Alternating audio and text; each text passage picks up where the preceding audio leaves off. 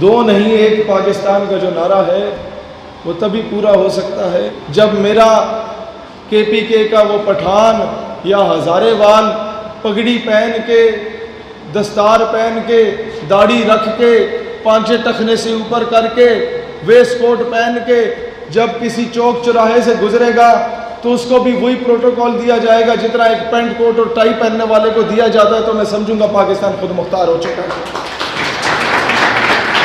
وہی شہید سیالوی جب چھترالی ٹوپی پہن کے پٹھانوں کا حلیہ اختیار کر کے جب چوکی سے گزرتے ہیں تو پوچھا جاتا ہے کہاں سے آئے ہو، کہاں گئے ہو، لیکن وہی شہید سیالوی جب پینٹ کوٹ پہن کے اینکے لگا کے جاتا ہے تو خامخواہ میں سلوٹ بھی مار دیتے ہیں کہ صاحب جا رہے ہیں۔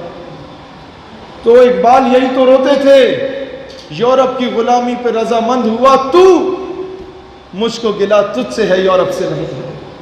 جب تک یہ سی وی لے کے آپ لوگوں میں سے جو نوجوان ہیں، بھائی جان مجھے بتاؤ نا، جب تک سی وی لے کے ایم این اے کے پاس نہیں جاتے یا کسی دفتر میں نہیں جاتے کہ جناب میں آپ کا نوکر بننا چاہتا ہوں، میں آپ کے بوٹ پالش کرنا چاہتا ہوں، میں آپ کی نوکری کروں گا، میں آپ کی خدمت کروں گا، میں آپ کی چاپلوسی کروں گا اور میں بہت اچھی چاپلوسی کر سکتا ہوں باقیوں کی نسبت، تب تک کیا وہ آپ کو نوکری پہ رکھے گا؟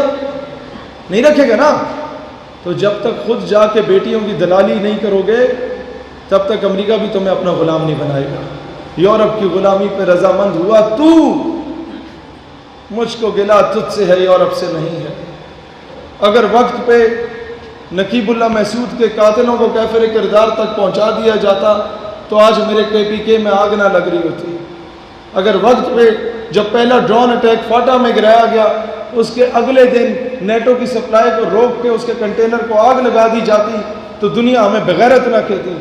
اگر وقت پہ جب انٹرنیشنل کورٹ آف جسٹس میں جا کے کلبھوشن یادو کا سٹے آرڈر لے لیا ہندوستان نے، اس کے اگلے دن اے پی ایس پشاور کے سامنے اسے پھانسی کے پھندے پہ لٹکا دیا جاتا تو دنیا پاکستانی قوم کو غیرت مند قوم سمجھتی، بیکاری نہ سمجھتی۔ ابھی نندن کو بھیجنے کے عوض کرنل حبیب کو یا افضل گرو کی میت کو ہی واپس منگوا لیا جاتا جو کئی سالوں سے ہندوستانی جیل میں سڑ رہے، تو کم از کم دنیا ہمیں غیرت مند قوم کہتی۔ ہم نے جیتی ہوئی جنگیں میزوں پہ ہاری ہیں، ڈپلومیسی زیرو ہے۔ آج بھی اور آج سے پہلے بھی کشمیر کے نام پہ جو لوگ ڈیبیٹ کرنے کے لیے انٹرنیشنل فورمز پہ گئے وہ سب الو کے پٹھے سفارشی گئے، وہ سفارشی ٹولا گیا، یہ منسٹرز کے بھانجے بھتیجے گئے۔ اور ہوا کیا کہ جب انٹرنیشنل فورم پہ آپ کیس لڑتے ہیں کہتے ہیں وہ کشمیر میں بڑا ظلم ہو رہا ہے، زیادتی ہو رہی ہے، او ہو، انڈیا کہتا ہے یہ نہ کرو، تم مجھے بتاؤ فلان ریزولوشن کے مطابق کیا ہے، فلان ریزولوشن کے مطابق کیا ہے، یہ کیا ہے، وہ کیا ہے، اس قانون کے مطابق کیا ہے، تو ہمارا بندہ کہتا ہے یہ تو مجھے نہیں پتا لیکن ظلم بڑا ہو رہا ہے۔ او بھائی جان یہ باتیں پنڈ دیہات میں ان پڑھ لوگوں کے سامنے کر لو، وہ مان لے گا۔ آپ نے جب انٹرنیشنل سطح پہ جانا ہے تو اس کیلیبر کی جا کے بات کرنی ہے۔ یہی وجہ ہے کہ ہم کشمیر کا سودا کرائے۔ عافیہ صدیقی کی بہن ہمیں کہتی ہے کہ مشرف نے ایک مرتبہ بیچا تھا، خان اور نواز نے بار بار بیچا اس کا نام۔ میں نے کہا وجہ کیا ہے؟ خان تو سنسیئر ہے۔ کہتی ہے خان کے وزراء شاہ محمود قریشی ٹائپ کے لوگ ہمیں خان تک پہنچنے نہیں دیتے اور ہمیں یہاں تک کہا گیا شاہ محمود قریشی کی جانب سے کہ آپ نے آئندہ میرے دفتر میں قدم نہیں رکھنا۔ جب اوپر نو ڈاؤٹ وزیر اعظم پہ فی الحال مجھے شک نہیں ہے، لیکن جو سائیکوفینٹس اراؤنڈ ہم وہ تباہ کریں گے، اس ملک کو تباہ کریں گے۔ انہوں نے مشرف کو بھی تباہ کیا تھا، انہوں نے غریب کو بھی تباہ کیا تھا۔ مولویوں کو اٹھا کے ان کا سافٹ ویئر تبدیل کر دیتے ہیں ہمارے حکومت کے لوگ۔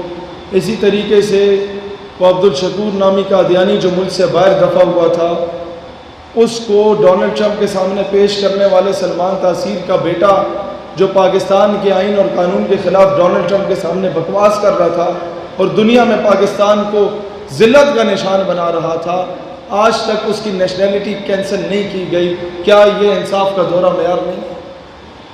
کیا یہ انصاف کا دورہ معیار نہیں ہے کہ ہم ناموس رسالت کے لیے اٹھتے ہیں تو ہر دوسرے دن ہمارے گھر کے باہر جناب کبھی آپ کا ایک ایجنسی کا بندہ کھڑا ہوتا ہے، کبھی دوسری کا، کہ ملک کی جو ہے وہ بقا خطرے میں ہے. لیکن وہ میرا جسم میری مرضی والی عورتیں جب نکلتی ہیں، 12-14 عورتیں نیند بنانا حالت میں، تو ڈپٹی کمشنر صاحب جو ہوتے ہیں وہ سب سے پہلے ان کے استقبال کے لیے کھڑے ہوتے ہیں، madam how can I help you. کیا یہ انصاف کا دورہ معیار نہیں ہے؟ مجھے بتاؤ نا، کب تک یہ آدھا گھنٹہ کھڑے ہونے سے کشمیر آزاد ہوا کبھی؟ مجھے بتاؤ، اگر ہوتا ہے میں 1 گھنٹہ کھڑا ہوتا ہوں تاکہ ساتھ فلسطین بھی واپس لے آؤں. نہیں ہوگا. میں کہتا ہوں نہ ہوا، آدھا گھنٹہ بیٹھ کے احتجاج کر لو، کشمیر مل جائے گا. نہ ہوا، آدھا گھنٹہ لیٹ کے احتجاج کر لو، کشمیر مل جائے گا. لیکن پھر بھی نہ ہوا. خان صاحب، آدھا گھنٹہ امت کے سامنے مرغا بن جاؤ کہ اب محمد بن قاسم نے نہیں آنا، اب ٹیپو سلطان یا نور الدین زنگی نے نہیں آنا، اب ہم لوگ گانے گا کے ڈھول بجا کے کشمیر آزاد کرائیں گے، انڈیا جا جا کشمیر سے نکل جا. میں نے کہا اس طرح نہیں نکلے گا، ایک اور ترانہ بناؤ، انڈیا دفع ہو جائے کشمیر سے نکل جا، شاید نکل جائے. وہ کشمیری مائیں ہم سے پوچھتی ہیں، وہ کب تک ہمارے نام کو بیچو گے؟ ہمارا بچہ جب بازار میں نکلتا ہے تو ہندوستانی فوج اسے گریبان سے پکڑ کے پوچھتی ہے، آگے وہ پاکستان سے خالد بن ولید کے وارث، آگے وہ طارق بن زیاد کے وارث، کشتیاں جلا کے پاکستان سے.